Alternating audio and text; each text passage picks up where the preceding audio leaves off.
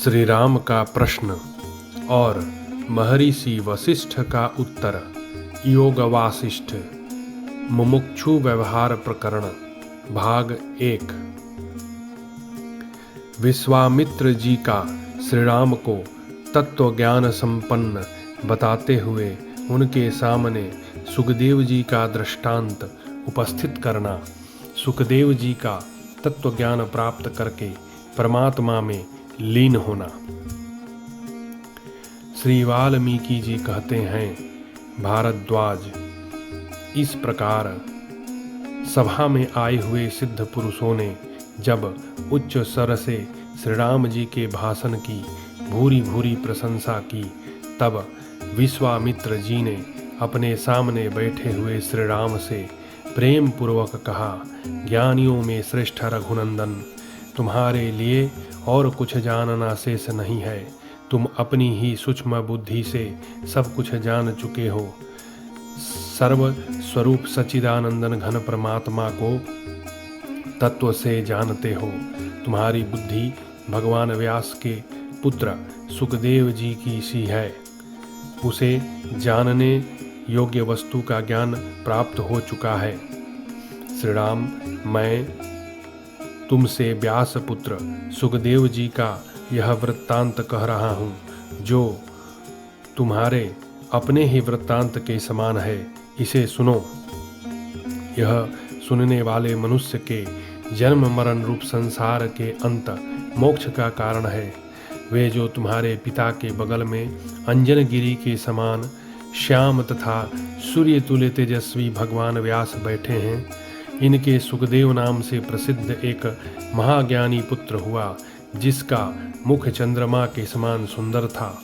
सुखदेव जी संपूर्ण शास्त्रों के ज्ञाता थे। वे एक दिन मन ही मन इस लोक यात्रा जागतिक व्यवहार पर विचार कर रहे थे। उस समय उनके हृदय में भी तुम्हारी ही तरह विवेक का उदय हुआ। उन महामना सुखदेव ने अपने विवेक से स्वयं ही चिरकाल तक विचार करके जो परम मनोहर परमार्थ सत्य वस्तु, यह परमार्थ साधन की उच्च स्थिति है, उसे प्राप्त कर लिया।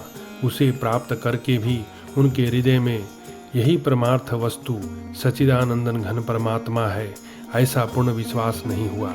इसलिए उस परम वस्तु के स्वतः प्राप्त हो जाने पर भी उनके मन को शांति नहीं मिली। इतना अवश्य हुआ कि उनके चित्त की चंचलता दूर हो गई, और जैसे चातक वर्षा की जलधारा के अतिरिक्त अन्य जलधाराओं से मुंह मोड़ लेता है, उसी प्रकार उनका मन अत्यंत क्षणभंगुर भोगों से विरत हो गया। एक दिन निर्मल बुद्धि वाले सुखदेव जी ने मेरुगिरी पर एकांत स्थान में बैठे हुए अपने पिता मुनिवर श्री कृष्ण द्वैपायन व्यास से भक्ति भाव के साथ पूछा, मुने, यह संसार रूपी आडंबर कैसे उत्पन्न हुआ है? कैसे इसकी शांति या नाश होता है? यह कितना बड़ा है? किसका है? कब तक रहेगा? पुत्र के इस प्रकार प्रश्न करने पर आत्मज्ञानी मुनिवर व्यास ने उन्हें जो कुछ बताने योग्य बात थी, वह सब यथावत एवं विशुद्ध रूप से बता दी। उनका उपदेश सुनने के अनंतर सुखदेव जी ने सोचा, यह तो मैं पहले से ही जान गया था। ऐसा विचार कर उन्होंने पिताजी के उस उपदेश वाक्य का अपनी शुभ बुद्धि के द्वारा अधिक आदर नहीं किया। भगवान व्यास भी अपने पुत्र के इस अभिप्राय को समझकर उससे बोले, बेटा, भूतल पर जनक नाम से प्रसिद्ध एक राजा है, जो जानने योग्य तत्व सच्चिदानंदन घन परमात्मा को यथार्थ रूप से जानते हैं। उनसे तुम्हें संपूर्ण तत्व ज्ञान प्राप्त हो जाएगा। पिता के ऐसा कहने पर सुखदेव जी सुमेरु पर्वत से उतरकर पृथ्वी पर आए और महाराज जनक के द्वारा पालित विदेहपुरी में जा पहुँचे। वहाँ छड़ीदार द्वारपाल ने महात्मा जनक को यह सूचना दी, राजन, राजद्वार पर व्यास जी के पुत्र सुखदेव जी खड़े हैं। उन्होंने सुखदेव जी की परीक्षा लेने के लिए द्वारपालों से अवहेलनापूर्वक कहा, सुखदेव जी आए हैं तो वहीं ठहरे। ऐसा कहकर राजा 7 दिनों तक चुपचाप बैठे रहे, उनकी कोई खोज खबर नहीं ली। तत्पश्चात राजा जनक ने सुखदेव जी को राजमहल के आंगन में बुलवाया। वहां आने पर भी सुखदेव जी पूरे 7 दिनों तक उसी प्रकार उपरत होकर बैठे रहे। इसके बाद जनक ने सुखदेव जी को अंतःपुर में आने की आज्ञा दी, किंतु वहां भी राजा ने 7 दिनों तक उन्हें दर्शन नहीं दिया। वे चंद्रमा के समान मुख वाले सुखदेव जी का अंतःपुर में यौवन के मद से उन्मत्त कमनीय कांति वाली सुंदरियों द्वारा भांत भांत के भोजनों तथा भोग सामग्रियों से लालन पालन कराते रहे। परंतु जैसे मंद गति से बहने वाली वायु दृढ़मूल अविचल वृक्ष को नहीं उखाड़ सकती, उसी प्रकार वे भोग तथा अनादर एवं उपेक्षाजनित दुख भी व्यासपुत्र के मन को अपनी ओर खींच न सके, उसमें विकार पैदा न कर सके। सुखदेव जी वहाँ पूर्ण चंद्रमा के समान निर्विकार, भोग और अनादर में भी समान हर्ष विषाद से रहित स्वस्थ मौन तथा प्रसन्नचित्त बने रहे। इस प्रकार परीक्षा द्वारा सुखदेव जी के स्वभाव को जानकर राजा जनक ने उन्हें सादर अपने पास बुलाया और प्रसन्नचित्त देखकर प्रणाम किया। तत्पश्चात शीघ्रतापूर्वक उनका स्वागत करके राजा ने उनसे कहा, ब्राह्मण, जगत में परम पुरुषार्थ की सिद्धि के लिए जो जो आवश्यक कर्तव्य है वे सब आपने पूर्ण कर लिए हैं, सारे मनोरथों को प्राप्त कर लिया है। इस तरह आप कृतकृत्य तथा आप्त काम हो चुके हैं। अब आपको किस वस्तु की इच्छा है?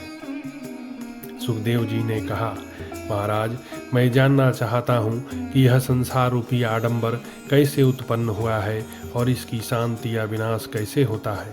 आप शीघ्र ही मुझसे इस विषय का यथावत रूप से प्रतिपादन कीजिए। श्री विश्वामित्र जी कहते हैं, महाराज, इस प्रकार पूछे जाने पर राजा जनक ने सुखदेव जी को उस समय वही बात बताई जो उनके महात्मा पिता व्यास जी के द्वारा बताई गई थी। तब सुखदेव जी ने कहा, वक्ताओं में श्रेष्ठ महाराज, मैंने पहले विवेक से स्वयं ही यह बात जान ली थी। फिर जब पिताजी से इसके विषय में पूछा तब उन्होंने भी मुझे यही बात बताई और आज आपने भी यही बात कही है। शास्त्रों में भी महावाक्यों का यही अर्थ दृष्टिगोचर होता है। वह इस प्रकार है, यह विनाशशील संसार अपने संकल्प से उत्पन्न हुआ है और संकल्प का आत्यांतिक विनाश होने से नष्ट हो जाता है। अतः सर्वथा निसार है, यही शास्त्रों का निश्चय है। महाबाहो, क्या यही अविचल सत्य है? यदि हाँ, तो इसका इस तरह उपदेश कीजिए जिससे यह मेरे हृदय में अचल असंदिग्ध रूप से बैठ जाए। संसार के विषय में भटकते हुए चित्त के द्वारा इधर उधर भटकाया जाता हुआ मैं आज आपसे शांति लाभ करना चाहता हूँ। राजा जनक ने कहा, मुने, इस ब्रह्मांड में एक अखंड चिन्मय परम पुरुष परमात्मा के अतिरिक्त और कुछ भी नहीं है। आपने स्वयं विवेक के द्वारा इस तत्व को जाना है और फिर गुरु स्वरूप पिता के मुख से इसको सुना है। इससे बढ़कर दूसरा कोई निश्चय जानने योग्य तत्व नहीं है। मुनि कुमार, आप बालक होते हुए भी विषय भोगों के त्याग में शूरवीर होने के कारण महान वीर हैं। आपकी बुद्धि दीर्घ काल तक बने रहने वाले रोग रूपी भोगों से पूर्णतः विरक्त हो गई है। अब आप और क्या सुनना चाहते हैं? ब्राह्मण, जो प्राप्त करने योग्य वस्तु है उसे पूर्ण रूप से आपने पा लिया है। आपका चित्त पूर्ण काम हो गया है। आप दृश्य वस्तु बाह्य विषय की ओर दृष्टिपात नहीं करते, अतः मुक्त हैं। अभी और कुछ पाना या जानना शेष रह गया है, इस भ्रम को त्याग दीजिए। विश्वामित्र जी कहते हैं, श्री राम, महात्मा जनक के द्वारा इस प्रकार उपदेश पाकर सुखदेव जी अत्यंत शुद्ध परम वस्तु परमात्मा में चुपचाप स्थित हो गए। उनके शोक, भय और श्रम सभी नष्ट हो गए। वे सर्वथा निरीह एवं संशय रहित हो गए। तदनंतर वे मेरुगिरी के प्रशस्त शिखर पर समाधि लगाने के लिए चले गए। वहाँ 10,000 वर्षों तक निर्विकल्प समाधि में स्थित रहे और जैसे तेल समाप्त होने पर भी दीपक बुझ जाता है, उसी प्रकार वे प्रारब्ध क्षीण हो जाने पर परमात्मा में लीन हो गए। सर्ग 1 समाप्त।